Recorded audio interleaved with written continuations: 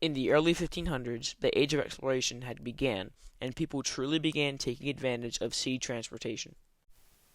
Trade routes flourished, people's knowledge expanded, and the economy boomed with mass wealth.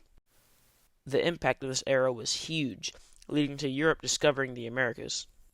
However, the current state of the world at the time made it difficult to trade long distances. The Eastern spice trade was beginning, and Europe had no really fast way to get to India. In came a man named Ferdinand Magellan, who proposed a new route from Spain to India by sea. It was an unknown route, with unknown dangers. But the rewards could be massive. Magellan had set sail from Spain and headed west to find a route for the spice trade. His plan was to go to South America and find a strait in the water to get from the Pacific to the Atlantic. Magellan had command over 5 ships and around 270 men whenever he set sail. They had gone to West Africa first and then began to make their way to Brazil. Once they had touched ground, they continued south down the coast in search of a strait. After searching for a while, they had set up shelter for the winter at Port St. Julian. On Easter night, some of the Spanish captains with Magellan had revolted against him.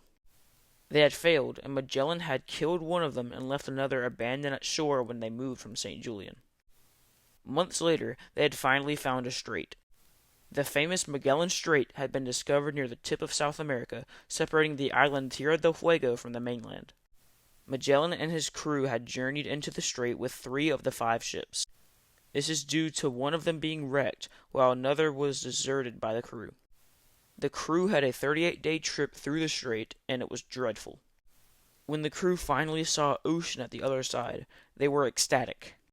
They had managed to travel to the Pacific through the Atlantic, a task that had never been done before. Magellan and his crew had finally reached the Pacific and were en route to the Spice Islands.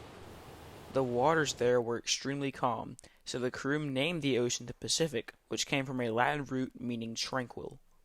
The crew had docked at Guam and only 10 days later had docked at Cebu, a Philippine island. The crew was so close to the spice trade, but this is where it gets bad for Magellan. Magellan and his crew had been talking with the chief of the Cebu island, and he wanted them to do a favor for him. He requested the crew to help him conquer a rival tribe on the island, in which they agreed. During a fight on April 27, 1521, Magellan had been hit by a poison-tipped arrow and dropped. His crew had retreated and left Magellan to die on the island. He led the expedition around the world, the expedition to one of the biggest trade commodities at the time, and he would never get to see its completion. He would never even be able to see the spices he sought to get. The remaining crew that survived had continued on and managed to load their ships with spice. The 2 ships that made it had gone on different routes home.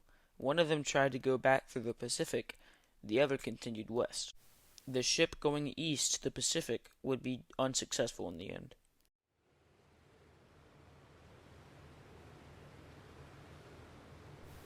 The ship that had continued west, the Victoria, had appointed a new ship leader, Elcano, who guided them back home. The ship had went through the Indian Ocean, around the Cape of Hope, and finally reached Spain. The devastating expedition had finally been over. The Victoria had sailed around the globe successfully. Only one of the 5 ships had survived, and only 21 people had made it back of the original 270. A devastating trip of sickness, hunger, thirst, and death had concluded. Although Magellan had died in his journey, he did not die without purpose. He had expanded the geographic knowledge of the world, even though his route was too long and dangerous to be practical. He had discovered the true scale of the Earth, and proved that the flat Earth belief, which was common at the time, was indubitably wrong. So, in summary, he had heavily contributed to European science, and had found out what the faster route to India was, and it wasn't his. He was a major factor in the age of exploration, and he will be remembered as such.